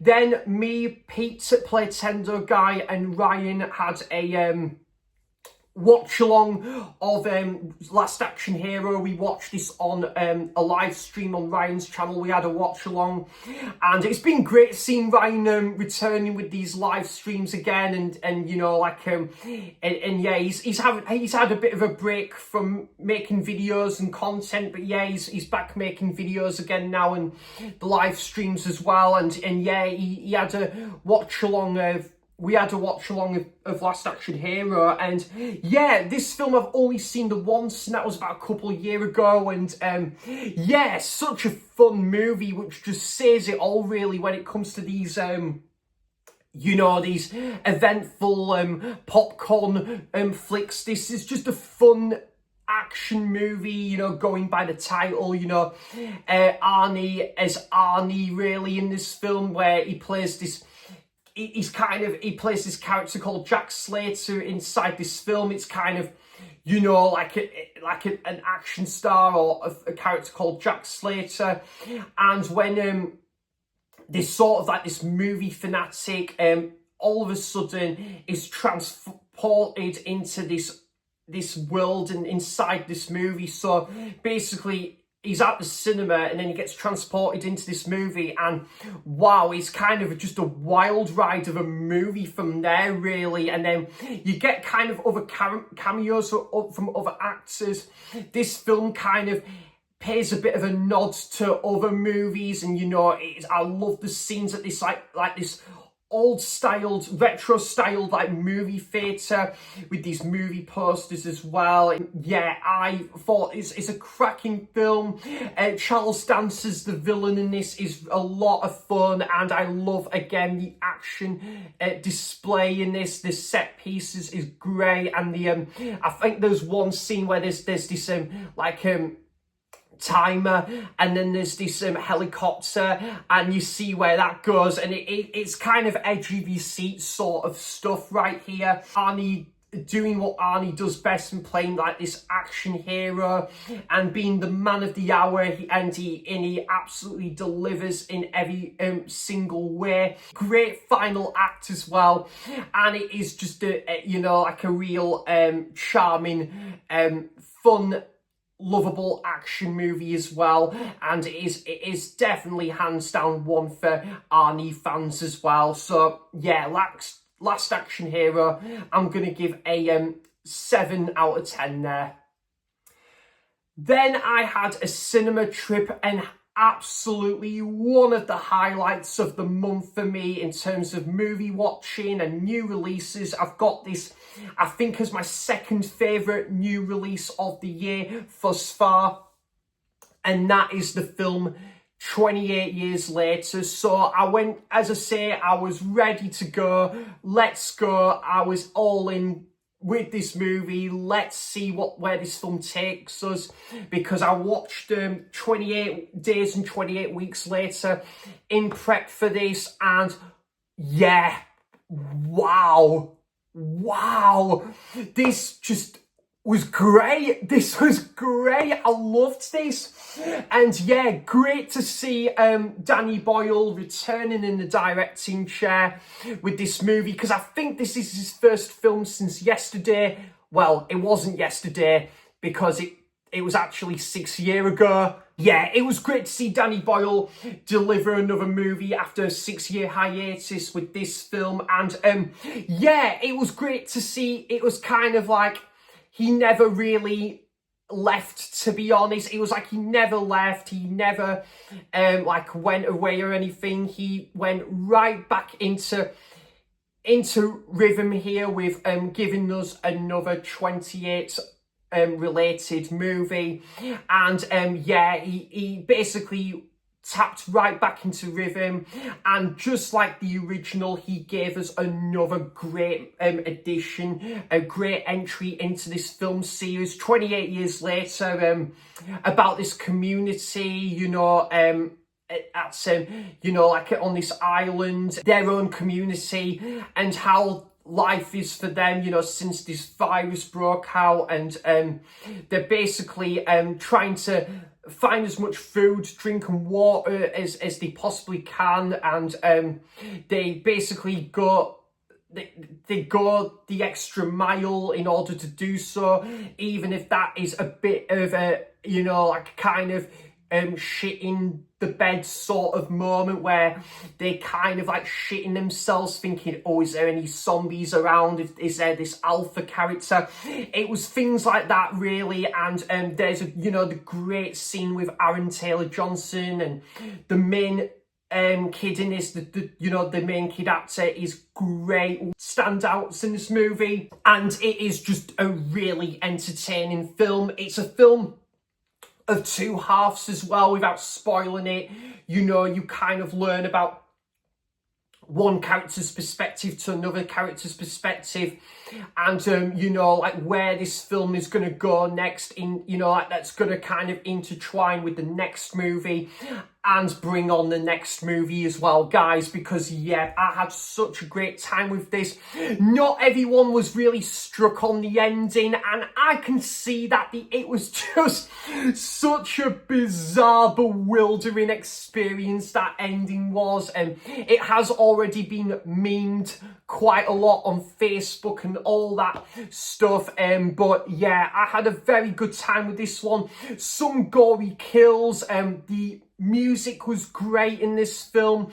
The cinematography, the setting with the Holy Island in Northumberland was excellent here. Did this film service, and a great new set of characters as well, and a bit of a good homage to the original with like a reconstruction of the main theme music in there as well. So I had a great time with 28 Years Later. Definitely gonna end up being go down as one of my favourite films of the year when I come to doing my favourite films of the year video later into December.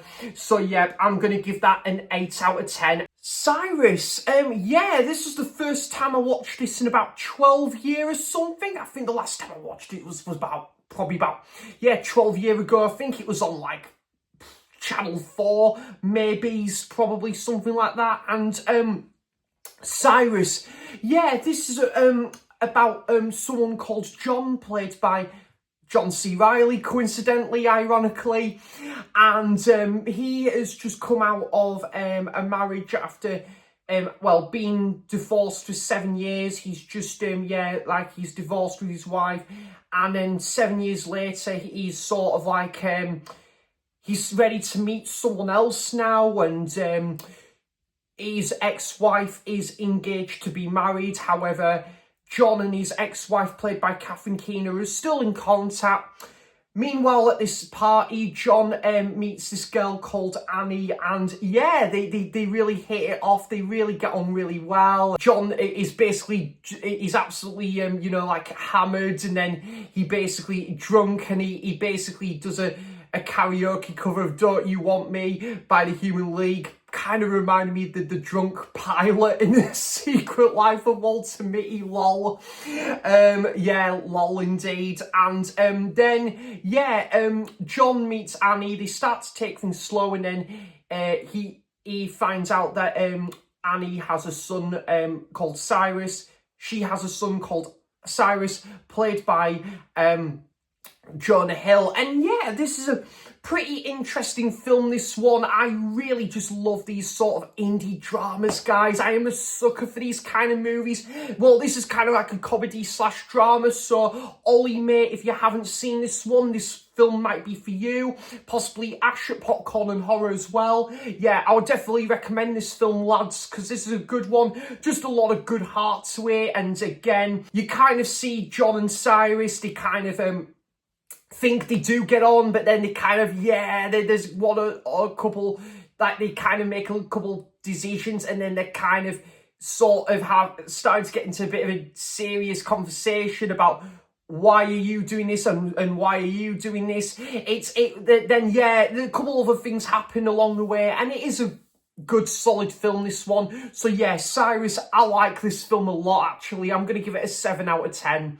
Then I went to Tyneside Cinema to go and see Hidden from Michael Haneke, and I know Tim is a massive fan of this film, so big thank you to Tim, actually, for recommending me this film, because, yeah, I remember Tim talking about this one for a little while, and I thought I'd take up Tim's recommendation and go and see this at Tyneside Cinema, part of Michael Haneke's season, and I really did like this one. Yeah, this was a very good, interesting film, actually. I did enjoy this one. There was a couple of really harsh scenes in this film, and like from a couple of flashbacks, I'm thinking, whoa, they really went there. And definitely. And it's a good film, about this couple that feel like they're being spied on. This guy, I think he works for like a news channel, and you can see like sort of recordings of like his interviews. The lady, his wife, I can't remember if she's like a journalist. I'm trying to remember what her job was in this film again, but they've got a son. They have like kind of like a dinner party and stuff, but then the main father feels like his family is being spied on, and he's trying to get to the bottom of this case, and he's sort of like just looking through like CCTV cameras to see if he can find any like evidence of if there's anyone he recognises. And then he does actually meet a couple people that he thinks could be responsible for these actions. And then it kind of, they're midway through the thing, something that happens that is interlinked with somebody's past. And I'll just say that for now. But this is a very good film, guys. Very dialogue driven, conversational driven. It's not going to be for everyone. I must admit though, guys, I was saying this to Lily, who works at Tyneside Cinema, because she asked me, bless her, what did I think of this film after I saw it, and I said to Lily, yeah, I did really like this one, but I think I did overhype it a little bit for myself there, and me and Lily, we were talking about this film, and Lily did agree as well that it is quite slow paced, and it's a film that's not going to be everyone's cup of tea, and I totally agree with that. And Michael Haneke's films, you're going to either really like or really loathe them, I would say. And yeah, I think personally I did prefer The Piano Teacher, but I did thought this was a good, solid film, guys. The acting was great. I think this film could have been trimmed down maybe by 10 minutes or something. I just think it didn't need to be that long. I think there was a few scenes that kind of teetered on after a little while, wavered on a little bit there, and yeah, I think it could have done with possibly 15 minutes trimmed off, but other than that, it's a good, solid film. I did like it. I didn't love it, I must admit, but I would definitely watch this one again, and yeah, I'm hoping to go and see Funny Games from Michael Haneke, which woof, I've heard that is a real bit of a like a stomach churning movie. So yeah, possibly I'll be talking about this film at the end of the video, because I'm hoping to go and see it tomorrow. So yeah, that is Hidden. Then later that evening, me and Ollie, we had a watch along of potentially my favourite British film of all time. Ollie has talked about his thoughts on this film, so I'll leave a link to Ollie's video in the description box down below, because he talks about his thoughts on it. On Kes, and that's what it is, Kes, my favourite British film of all time, pretty much. So a bit of a spoiler there for when I come to doing my top 10 British films video, but I just absolutely adore this film, guys. I've seen it countless times. I said to Ollie as well, it's not going to be a film for everybody. It is quite slow paced at times, and I watched it at I think I watched it at kind of the perfect time. I think when I kind of was at school, and, you know, I learned about this film at school and stuff, and growing up in Yorkshire as well, there's a lot of aspects in this film I can definitely resonate with. However, I will say as well, guys, there is still pieces of dialogue here and there that I kind of need to really listen carefully to. Overall though, guys, not taken away from the film though, this is absolutely incredible. It's my most watched film ever. It is absolutely wonderful, from the opening scene where you see Billy and Judge goes to work, Billy is on his way to the news agent, and you've got that beautiful score playing in the background from John Cameron, and I just love this film so much. I love this film so much. I know Roger, the Flicks Files, and Stephen Real Classic Film Reviews did brilliant reviews on this film in the past as well, but yeah, it's just an absolutely glorious piece of British cinema, and in my opinion, guys, Ken Loach's masterpiece as well, hands down. It is just utterly superb. I watch this every year without fail. I just love the whole character work in this, and the film just showcases what life was like back in the late 1960s in Barnsley, and you know, like a lot about industrial work and stuff like that, and it's just a really good you know, like wonderful movie. A lot of kind of serious aspects about it, but there are some kind of light-hearted aspects to it as well. The ending is, you know, it's a very daunting ending, and, you know, when you get to that ending, it is pretty hard-hitting, but the film itself is utterly marvellous. Kes, I'm no surprise what I'm going to give this one, guys. I'm going to give Kes a 10 out of 10. I fucking love this movie, guys. Then I watched, I've kind of been on a bit of an urge to go back and revisit a lot of music-related movies, if not check out a couple of music-related films for the first time. Now, obviously, we've had Glastonbury at the weekends, guys, so it could be something to do with that. I am going to be catching up with Glastonbury at the weekend and stuff, but yeah, because I think like Pulp and then Neil Young and Gary Newman Blossoms, I'd love to catch up with all of them set lists. But yeah, going back to the music biopic that I rewatched because I picked up the Blu-ray for cheap as chips. I rewatched Sex, Drugs and Rock and Roll, the Ian Jury biopic, and I think this was the first time I've watched this, probably in about a fair few years now, and it was good. It was not great, but it was good. I've seen this one a few times, guys, and I think because I kind of went into this viewing with fresh eyes. It was the first time I've seen it in a few years. I've always liked this film. I still do like this film.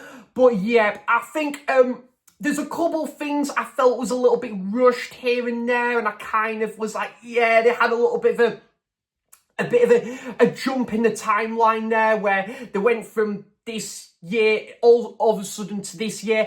And I think I would have liked to seen a bit more of from that period in the career of Ian during the Blockheads. But it's interesting to learn about the family side and, you know, Ian's past as well, and growing up, and also and his relationship with his dad as well. It's good that we kind of focus on that, and obviously Ian's relationship with the beautiful I forgot her name now, but the beautiful Naomi Harris in there, and yeah, I do apologise, I forgot her name in this film, but yeah, like it's about their relationship, and yeah, and poof, there is a bit of a couple of intense scenes there actually where they're really one minute they're intimate, but then 1 minute they're arguing, so it is a bit of a serious watch at times as well, and especially with the flashbacks as well of Ian's past. But yeah, when Ian goes on and he does break down in a couple of scenes, and that was quite to the knuckle, this film at times. But also, I do love Ian's sort of chemistry with his son, played by Bill Milner, in there as well, who obviously most notable for Son of Rambo, who played William in Son of Rambo. And yeah, it's great to see actually as well Gareth and Finchy from The Office both in the same film. What a coincidence as well. And yeah, this is a good, solid biopic, guys. As I say, I felt there was a couple of things that felt a little bit rushed at times, but it's, as screen presentation goes and how biopics go, music biopics, this is a good, solid watch. It's one I do like still. I haven't sort of really, changed my opinion dramatically. I think there's just a couple of things here and there that might have just stepped back my score a little bit to what I might have originally gave it. But yeah, I'm still going to give it a good score because I do like this film. I would happily revisit again in the future. And for big Ian Jury fans, yeah, this is a must see. And yeah, I think this was great because for someone who was a bit of a newcomer to Ian Jury's music about 10-11 years ago when I watched this film, yeah, this was a good sort of insight to know a little bit more about Ian's Jury's life and stuff.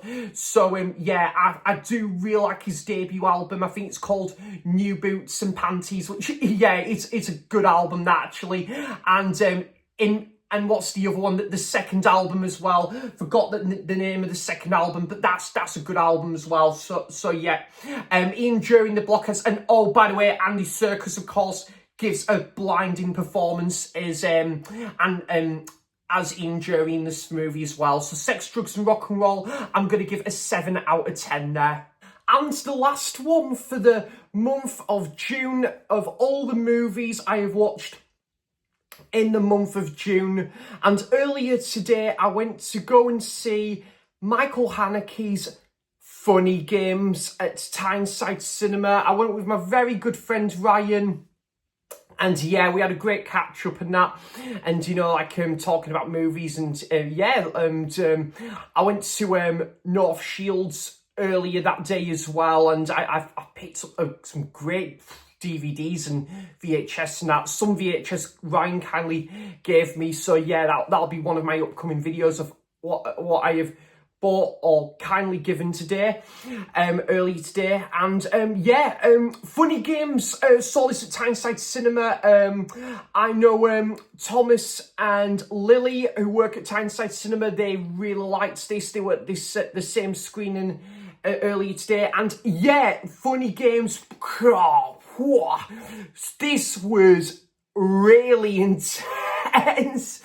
This was really, yeah, brutal. Like, you know, I haven't seen too many of these home invasion movies, but my God, yeah, like these two absolute psychopaths that come out of the blue one day, where this family move into their new home. I think it is their new home that they just moved into, they settled into, and out of nowhere, these two guys just come on their doorstep, basically do all in their power to basically just give this family absolute hell. And it is hell on, because yeah, like it is just a really you know, dark, and like it's so dark with some of the shit that goes down in this movie, and it isn't a pretty sight, I tell you. The character work is great. It is a bit of a slow burn, a bit slow paced at times, but I think that adds to the tension that rises in this movie. And Ryan was saying as well that the tension in this movie, you know, is really well written and delivered, and I totally agree with that. This is a great movie. Yeah, I definitely will be adding this one to my physical media collection. As I say, guys, some of the scenes in this film is horrific. It doesn't hold back with some of the violence and the gore and the brutality in this. It's a bit of a rough watch at times, and yeah, this like lovable family that has just been thrown through the ringer like that, it's really intense. And yeah, such a really cunning ending as well. So yeah, I'll be interested to check out the remake of this also from Michael Haneke as well. I don't know how many directors have done their own like original and remake of their own film. I believe Alfred Hitchcock's done that with The Man Who Knew Too Much, and John Woo with his film The Killer, done both the original and the remake as well. So a couple of other examples there. So yeah, guys, this was a great movie, a great first time watch, and yeah, it's really stomach churning as well. So yeah, Funny Games, I'm going to give an 8 out of 10 there. So guys, that is it. That is every movie I have watched in the month of June. Do let me know in the comments, guys, have you seen any of these films and what's your thoughts on them? And I hope everyone has had a fantastic movie watching month in the month of June, and I hope everyone has a great July for movie watching, and just a great month in general, guys. I hope everyone's had a really wonderful month and a wonderful year so far as well. And the weather's been so red hot over here in the UK of late. It's been a bit of a heat wave over here, so yeah, it's still great to see that we're having a pretty solid summer so far as well. So yeah, guys, as I say, do let me know in the comments, have you seen any of these movies? I would love to know all that good stuff in the comments down below, and I hope everyone has a great week ahead as well. So thanks for watching, cheers for stopping by, and until next time, I'll see you for the next video. Bye bye.